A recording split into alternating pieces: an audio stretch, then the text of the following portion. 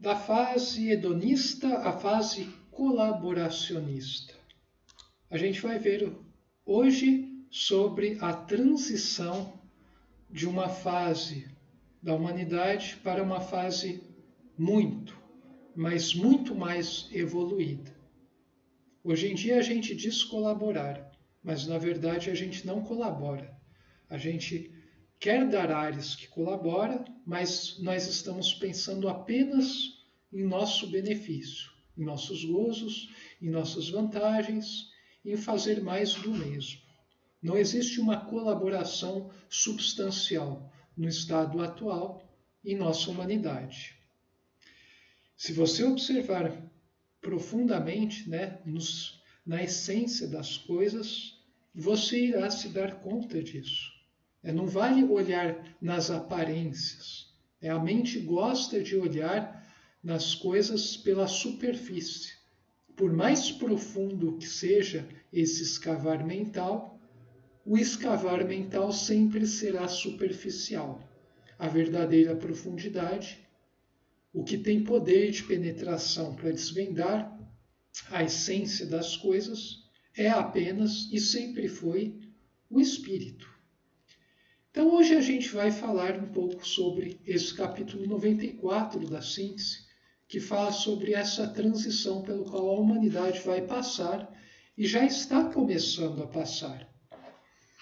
E aqui a gente tem a cena de um filme nacional, um dos poucos filmes nacionais que eu gostei, que é o Quatrilho. É uma história bem bonita, muito interessante, que é sobre duas famílias lá no Rio Grande do Sul que decidem, imigrantes, italianos, eles se associam para formar um negócio para ir crescendo na vida, como é natural do ser humano. E daí com o tempo você percebe, que na verdade cada um dos elementos do casal tinha uma mentalidade completamente diferente.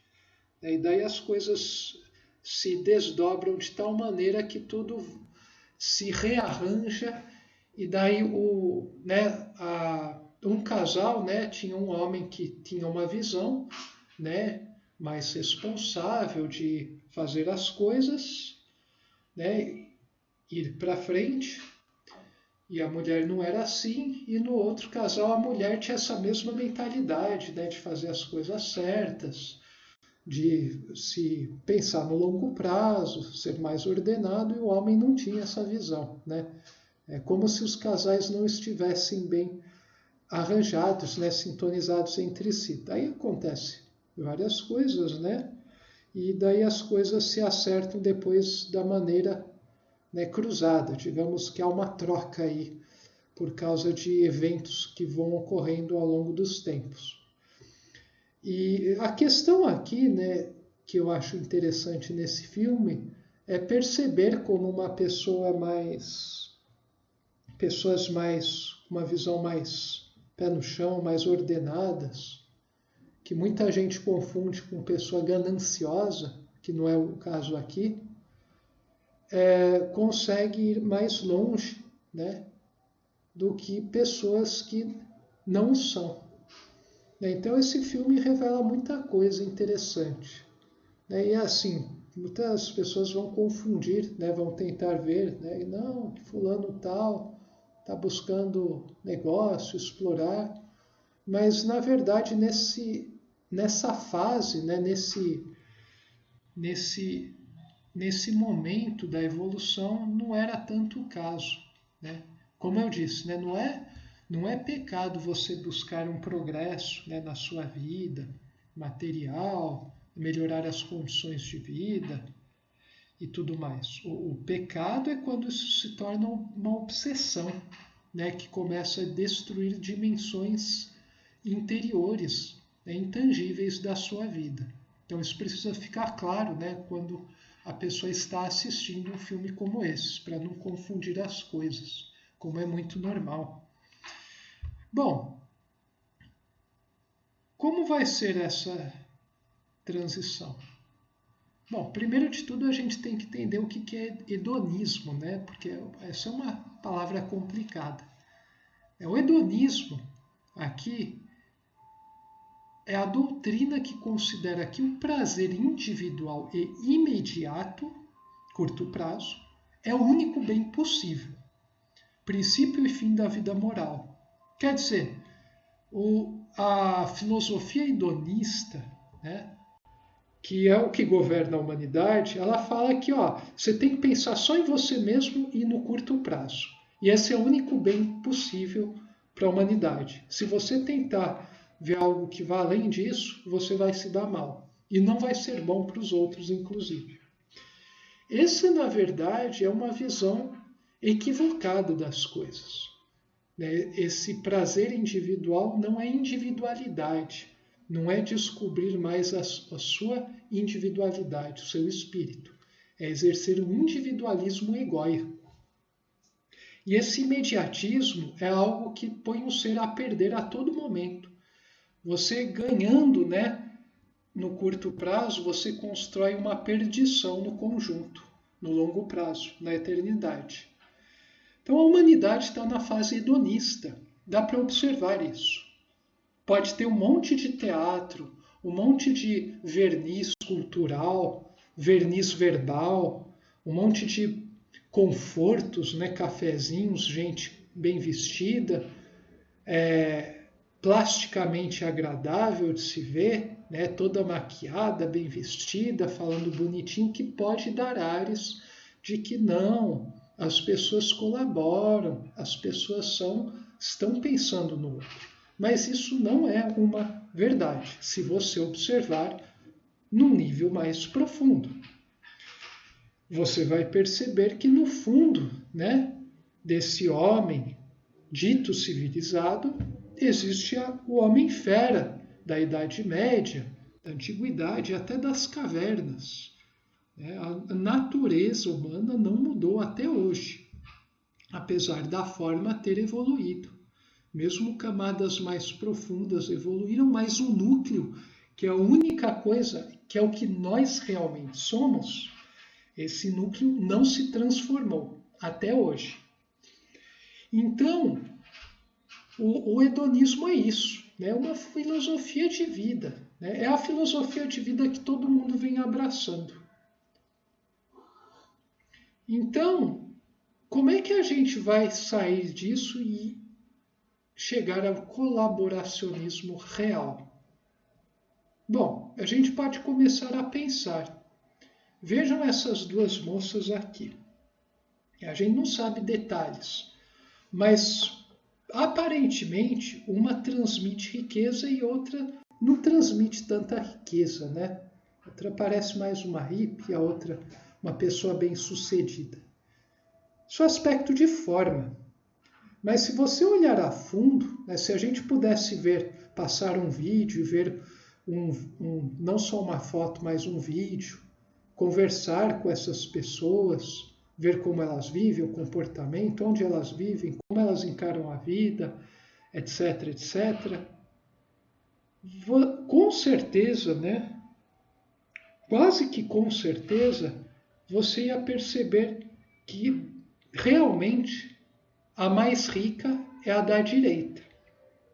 E a da esquerda é muito pobre, porque ela vive baseado em aparências, baseado em objetos, baseado na sociedade, na socialização sem sensibilidade social, em desconexão com a natureza, infra-humana, e também com o transcendente. Enquanto a outra, aparentemente, ela expressa, pelo menos na foto, demonstra estar vivendo em conexão, com o seu corpo, sua mente, suas emoções, seu espírito, com a natureza.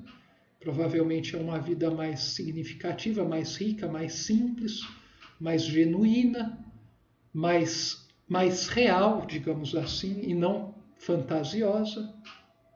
Então, se você for ver a fundo, batendo a cara, você sabe exatamente quem é o mais rico de verdade aqui, qual das moças tem mais riqueza, possui mais riqueza. e qual é mais pobre, qual é mais miserável. Só que o mundo, a propaganda, a família, as igrejas, mesmo que não falem na caruda, nos ensinam, né, nos moldam a interpretar de maneira invertida. É bom você ter posses, você estar bem vestido, se aparentar, você estar com um monte de gente te buscando, você ter vários seguidores, você ser importante, entre aspas, tudo mais. Essa coisa de viver numa vida mais natural, tal, é só bonito se você pode ganhar alguma coisa com isso. Né? Se você pode falar, né, como uma carta de apresentação. Né? As pessoas, mesmo que elas não falem isso na cara, elas transmitem isso. Né? Elas transmitem o modo como a gente deve agir baseado no como elas nos tratam. Eu tive colegas, né, que depois de um tempo de uma amizade curta sumiram da minha vida, né, de mim e de minha esposa, e sem explicação, né, simplesmente porque o que eles achavam que era apenas uma carta de apresentação nossa era também nossa vida interior, né, pessoal, como a gente queria fazer as coisas, né, e como a gente faz. E daí o mundo não quer isso. O mundo quer as coisas bonitas apenas no máximo como uma casca de apresentação. Quando a pessoa começa a se relacionar com você mais a fundo, ela não quer ver nas camadas mais fundas a mesma coisa que ela viu na casca. Ela quer ver aquela vida mais mundana, aqueles papos mais mundanos, aquelas fofocas, mesmo que sejam mais elevadas e tal, estão no mesmo nível das coisas do mundo. Então, você passa a ter uma visão mais profunda da realidade. A partir do momento em que você começa a se conscientizar disso, você percebe como funciona a realidade. Nesse mundo, tudo que cheira, é bonitinho e tal, a pessoa interpreta sempre como uma carta de apresentação, porque ela, se ela estivesse exibindo essas coisas, né, exibindo não, aparentando essas coisas, seria por aparência. Mas no fundo, né, você vai uma camada mais fundo, você já encontra uma pessoa para fazer, né? Tem aquelas conversas mundanas, né, que não chega a lugar nenhum. Não existe uma vida profunda, né, de significado. Então fui percebendo isso nos últimos anos. Isso é bem interessante, porque isso te permite, né, extrair, né, descobrir coisas, aprender sobre a vida, coisas que ninguém conseguiria aprender com séculos de estudo. Você precisa passar pela experiência. Então, isso é uma coisa muito interessante. Né? Vejam essa imagem e comecem a refletir. Diversas imagens. Botem várias imagens se confrontando, que aparentemente uma é mais atraente e sedutora e a outra nem tanto. Apesar de ser meio bonitinha. Né? Mas na hora do vamos ver, do escolher, você vai sempre na imagem mais sedutora, mais ilusória, mais fantasiosa. E vai menos nessa mais que até você admite que é legal, uma vida mais plena, mas na hora do vamos ver você sempre opta pelo caminho mais mundano. Repare isso, né? Repare. E é difícil viver uma vida integralmente orientada pelo e para as coisas do alto. Isso não significa participar de uma igreja, de um culto, fazer certas práticas, né? Deixar de ter certos prazeres da vida, não significa isso, viver uma vida mais espiritual. Uma vida mais espiritual não significa abdicar de todas as coisas do mundo, mas sim em viver do mundo da forma correta, sintonizada com os princípios universais, em equilíbrio interior, você sabendo extrair significado das coisas e visando uma vida mais simples. Mas uma vida mais simples não é uma vida mais pobre, menos inteligente, onde o indivíduo tem menos capacidade de compreender a realidade. Uma vida mais simples é uma vida de sínteses profundas, de extração de significado, de transformação interior que se materializa em atos grandiosos. Então, quem é mais rico de fato, né? O mundo vê tudo de forma emborcada, porque o mundo vai dizer o que ele acha que é mais rico ou não na hora do vamos ver. Não é na hora de opinar, não, vendo aqui os vídeos, é verdade, essa moça da direita, tal, tem uma vida mais plena, blá, blá, blá, outra não. Não, é na hora do vamos ver que a pessoa vai demonstrar se ela realmente pensa assim. E quantas pessoas na hora do vamos ver decepcionam a si mesmas, né? Ao seu eu superior. Isso eu tenho observado ao longo da vida, né? E é por isso que a humanidade vive nessa miséria hoje em dia. Você vê, o mundo está pegando fogo. E não só estou falando dos fogos no Canadá, na Austrália, ali, aqui. Não estou falando das guerras que estão eclodindo, na miséria crescente, nos suicídios, no emburrecimento da população, na falta de perspectiva com a vida, na deterioração do sistema político, na crise energética, da educação, nas igrejas brigando entre si. Estou falando em algo ainda mais profundo, que é o ser humano estar completamente perdido perante as grandes questões. A academia, né, os acadêmicos estão perdidos, né, a ciência está totalmente fazendo saladas e saladas, né, cheio de referências, mas totalmente não referenciados pela consciência. Então você vê por aí os filósofos falando um monte de coisa, mas não conseguindo ter um sistema universalista. E então essa é a questão. Essa é a questão. E para sair dessa armadilha é preciso saber, né, começar a se perguntar essas questões aqui. Quem é de fato mais rico? E você vai demonstrar isso nos momentos mais críticos de sua vida, quando a faca estiver na sua garganta e você ainda assim manter a sua postura, firme como uma rocha. Daí você vai exprimir qual é o seu valor espiritual atual. É na hora do vamos ver. Quem é rico, Oliva? Quem é o rico? Rico é quem sabe doar, né, dar. Ele sabe como fazer isso e no momento certo de fazer. Quando você... Não basta jogar uma coisa qualquer para qualquer um a qualquer momento. Isso não é doar, se doar para o outro. Isso não é doação. Isso não é altruísmo. Você tem que saber o que dar, saber como dar e em que momento dar para a pessoa. Quando a pessoa estiver necessitada daquilo que você pode fornecer. E rico também é depender do mínimo possível para evoluir. Epicuro, lembre-se. Rico é quem depende do mínimo. É quem tem menos necessidade. Né?